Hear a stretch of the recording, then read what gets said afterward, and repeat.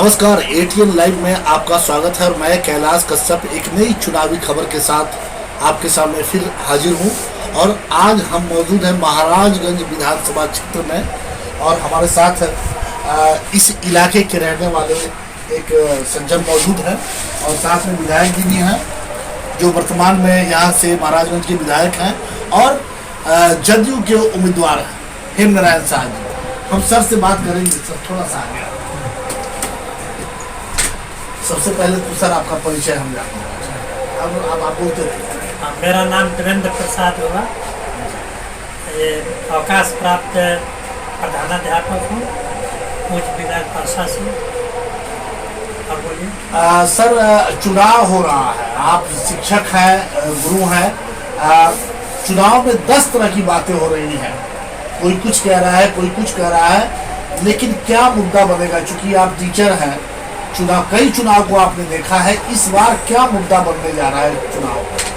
इस चुनाव में मुख्य रूप से जो विगत वर्षों में जब से जदयू के मुख्यमंत्री नीतीश जी हुए हैं, उन्होंने बिहार को बहुत आगे बढ़ाया। इसके पहले यहाँ पर सड़कें जो थी खंडहर थी, उन सड़कों का उन्होंने निर्माण कराया। इसके अलावा इंफ्रास्ट्रक्चर में उन्होंने बहुत बड़ा काम किया है, जिसके चलते बहुत लोगों को रोजगार भी मिला है। सड़क के किनारे लोग दौरी दुकान इत्यादि बढ़ाए हैं। इसके अलावा उन्होंने यहाँ विद्यालयों को दुरुस्त कराया है। मैंने शहरों में भी जो कमियां थी, जैसे म्यूजियम दूसरा बना है पटना में। इसके अलावा जितना यहाँ गांव में भी लोगों के लिए मुफ्त राशन दिया जा रहा है, गरीब लड़कियों के बढ़ावा के लिए, उन्हें शिक्षा के लिए जैसे अभी प्रोग्राम जो दे रहे हैं कि 50,000 हम इंटरमीडिएट वाले को में जो ग्रेजुएशन कर लेंगे उनके लिए 50,000, इसके अलावा 25,000 इंटर वालों को देंगे। तो नारी सशक्तिकरण भी हो रहा है। दूसरी बात है कि आगे भी उनका प्रोग्राम है खेती गृहस्थी के लिए कि खेती की सिंचाई हम कराएंगे, तो वे बिहार को बहुत ही आगे बढ़ाए। अगर नीतीश जी यहाँ पर जदयू जीतता है और वे मुख्यमंत्री होते हैं तब बिहार विकास करेगा। अन्य जो पार्टियां हैं उनके तो कार्यक्रम को हम लोग बहुत पहले देख रहे हैं। हम जब प्रधानाध्यापक थे तो हमारे यहाँ मात्र सरकारी टीचर 3 थे। MP लालू यादव के शासन में प्रधानाध्यापक थे। 6 में रिटायर किए, मैंने इनके होने के बाद रिटायर किए, तो सभी स्कूलों में शिक्षक दिए गए हैं, बहाली हुई है। 6-7 लाख है कम से कम यहाँ से बेरोजगार लोगों को रोजगार दिया गया है।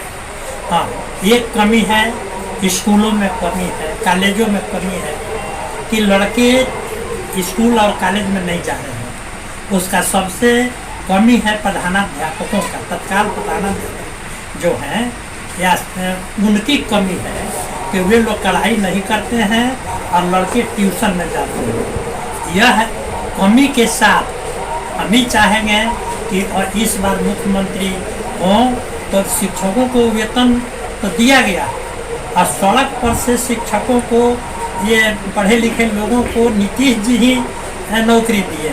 पहले सड़कों मारे फिरते थे, तो नीतीश जी को इसीलिए हम लोग प्रचार भी करते हैं। मिला के सब नतीजा ये निकलता है कि इस बार जो चुनाव होने जा रहा है वो विकास के मुद्दे पे ही होगा। हाँ, और होना भी चाहिए जी। विकास के मुद्दे पर होना चाहिए, कारण कि विकास से ही रोजगार मिलेगा।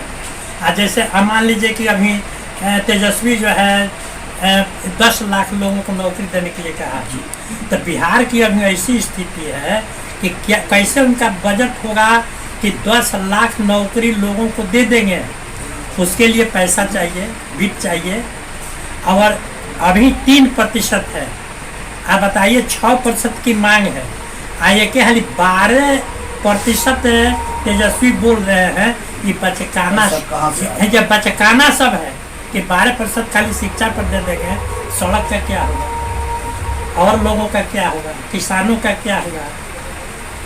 इसलिए ये एक पढ़े लिखे इंजीनियर है, मुख्यमंत्री समझदार है, ये अपने मन से निर्णय लेते हैं। तो सड़कों का मतलब इतना कायाकल्प इस पर आते आप तो यहाँ खंडहर में आते हैं। अभी तो रोड आ गया है, हाँ, आपके घर तक रोड आ रोड गया। घर तक आ गया, पानी मिल रहा है, पानियों मिल रहा है, बिजली 24 घंटा मिल रही है। जी ये तो सपना भी नहीं था, ये सपना भी नहीं था इनके पहले कि बिजली भी हम लोग के यहाँ आएगी। बिजली आई। एक बार सर आपका परिचय फिर से जाना चाहूँ। देवेंद्र प्रसाद, अवकाश प्राप्त प्रधानाध्यापक। अभी आपने देखा कि देवेंद्र प्रसाद जी से बातचीत हो रही थी, और जो अवकाश प्राप्त प्रधानाध्यापक हैं, शिक्षक हैं, थे, आज भी उनकी विचारधारा वही है, उसमें कहीं बदलाव नहीं है। और जब पढ़े लिखे लोगों से जब बातचीत होती है तो एक ही वो तरीके से होती है, और उनका सीधा ये कहना होता है कि जब भी चुनाव हो, चाहे वो 2020 का हो या इसके आगे भी जब हो, ये विकास के मुद्दे पे ही होना चाहिए।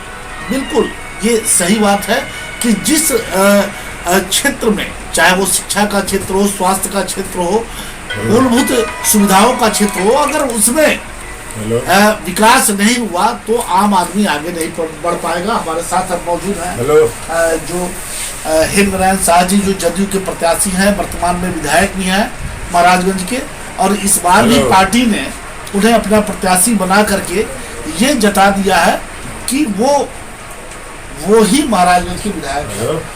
हेमनारायण जी, कैसा लगा? एक शिक्षक के सामने बैठे हुए थे और उन्होंने कहा, किस अपनी बातों को रखा कि जब भी चुनाव हो सिर्फ और सिर्फ विकास का मुद्दा हो।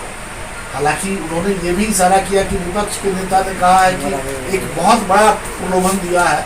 आपको क्या लगता है कि वो इसे पूरा कर पाएंगे? एक तो एक हम कहेंगे कि हमारे जो प्रधानाध्यापक थे पहले, और ये रिटायर्ड शिक्षक हैं, ये बहुत अनुभवी हैं और बहुत चालाक है।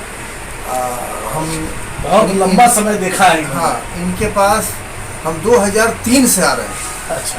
जब से राजनीतिक में हम कदम रखे हैं तब से इनसे आशीर्वाद लेने आ रहे हैं। ये उस वक्त कहते थे कि जाओ परिश्रम करो, परिश्रम का फल मीठा होगा।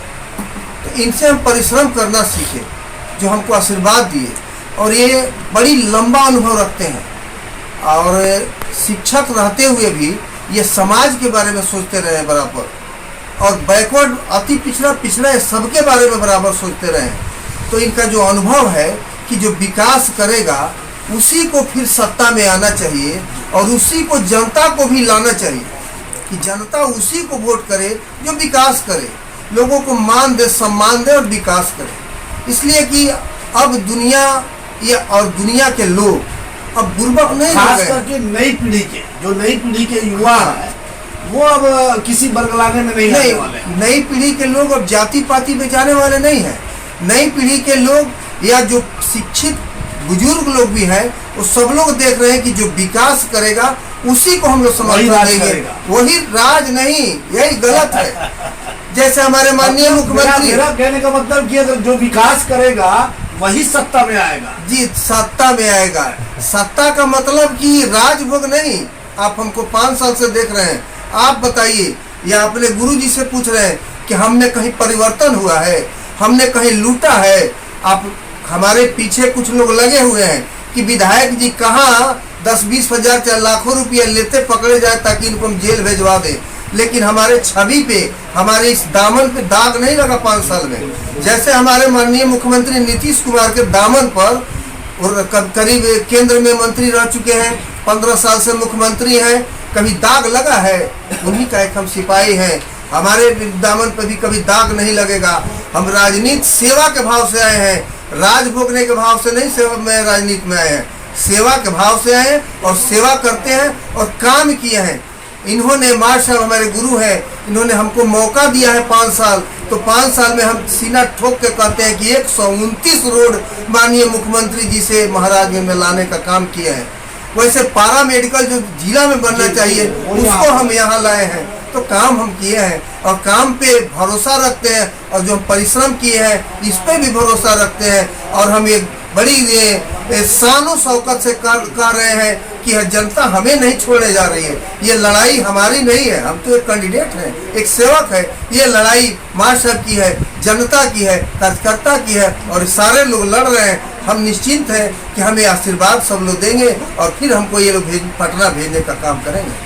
विधायक जी, यहाँ इसी महाराजगंज की सभा में मुख्यमंत्री जी ने भी कहा था महाराजगंज को जिला बनाने का। ये बहुत लंबे समय से यहाँ के लोगों की डिमांड है। क्या सोचा है इस बार अगर विधायक बन जाते हैं, लोग आपको अपना प्रतिनिधि बनाते हैं, तो कब तक ये बनेगा? मुख्यमंत्री ने भी हामी भर दिया था। इसके पहले भी आप ये सवाल पूछे थे, हम पहले भी बता चुके हैं कि जनता जब हमको चुन के पटना भेज दी तो माननीय मुख्यमंत्री से मिले हम और अपना बात रखे कि हमारे यहाँ की जनता का डिमांड है कि महाराजगंज को जिला बनाया जाए। लेकिन मुख्यमंत्री जी हमसे स्पष्ट शब्दों में कहे कि अगर बिहार में कहीं जिला बनेगा तो पहला जिला महाराजगंज होगा, लेकिन आपको दे देते हैं पारा मेडिकल कॉलेज, जिससे बच्चे और बच्चियां शिक्षित होंगी और दूसरे राज्य में भी जाकर एएनएम जीएनएम की नौकरी करेंगी और अपने परिवार का भरण पोषण करेंगी। आप पारा मेडिकल ले जाइए। जिला जब बिहार में कोई बनेगा तो पहला जिला महाराजगंज में होगा, माननीय मुख्यमंत्री जी ने हमसे कहे। क्या कैसा चल रहा है? चूंकि बहुत कम समय बचा हुआ है अब चुनाव प्रचार में भी, दूसरे दौर का मतदान, पहले दौर का मतदान बहुत करीब है, दूसरे दौर में हम लोग हैं। जनता का रुझान क्या मिल रहा है? हम तो आपसे बताएं कि हम बड़ी निश्चिंत है। ये लड़ाई हमारी नहीं, एक एक जनता की है, एक एक कार्यकर्ता की है, एक एक बुद्धिजीवी की है। जैसे आप शिक्षक गण हैं, हमारे गुरुजी, आप सुन चुके हैं कि जितने शिक्षित लोग हैं, जितने समझदार लोग हैं, सब लोग यही चाहते हैं कि जो विकास करता है उसी को लावे।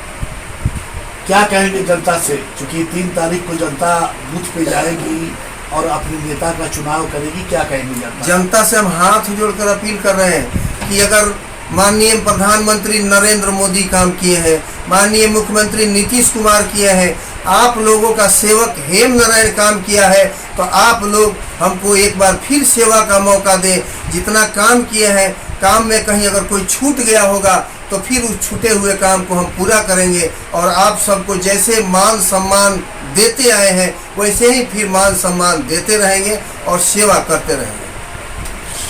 आपने देखा कि अभी जो महाराजगंज से जदयू प्रत्याशी हैं हेमनारायण साहब, उनसे हमारी बातचीत हो रही थी और एक सवाल हमने पूछा कि अगर दूसरी बार जनता उन्हें अपना प्रतिनिधि बनाती है तो बहुत लंबे समय से महाराजगंज को जिला बनाने की डिमांड थी। तो उन्होंने साफ शब्दों में और बड़े कम शब्दों में ये कहा कि मुख्यमंत्री का ये कहना है कि अगर सबसे पहले अगर कोई जिला बनेगा बिहार में तो वो महाराजगंज होगा। लेकिन एक चीज़ ये मुख्यमंत्री ने ये संकेत जरूर दे दिया है कि जो जिस बिल्डिंग की चर्चा हो रही थी, विधायक जी कर रहे थे एएनएम कॉलेज और जीएनएम कॉलेज की बिल्डिंगों का, वाकई महाराजगंज में जब उन बिल्डिंगों का उद्घाटन हुआ था, स्वास्थ्य मंत्री मंगल पांडे ने उसका उद्घाटन किया था और वो बिल्डिंग उद्घाटन के वक्त हम लोग भी वहाँ पहुँचे हुए थे। ऐसी बिल्डिंगें जो महाराजगंज में बनी है सीवान जिला में भी नहीं है। ऐसी बिल्डिंगें या तो पटना में दिखाई देती हैं या बड़े शहरों दिल्ली वगैरह में दिखाई देती हैं, लेकिन अगर वो बिल्डिंग महाराजगंज में बनी है तो इसका सीधा संकेत ये जाता है कि आने वाले समय में महाराजगंज जिला जरूर बनेगा। और रही बात चुनाव की, तो चुनाव की चाहे वो विधायक जी हों, प्रत्याशी हैं, उन्होंने साफ शब्दों में कहा और हमारे जो गुरु हैं, जो शिक्षक है, सेवानिवृत्त शिक्षक है, उन्होंने भी साफ शब्दों में कहा कि बस बिहार में या किसी देश के प्रांत में अगर चुनाव अगर होता है तो सिर्फ एक ही मुद्दा होना चाहिए और वो विकास का। देखना है 3 तारीख को जनता इस विकास के मुद्दे पे नीतीश कुमार को क्या फिर से एक बार बिहार का सरताज बनाएगी। ये तो 10 तारीख को ही पता चलेगा जब ईवीएम खुलेगा और रिजल्ट सामने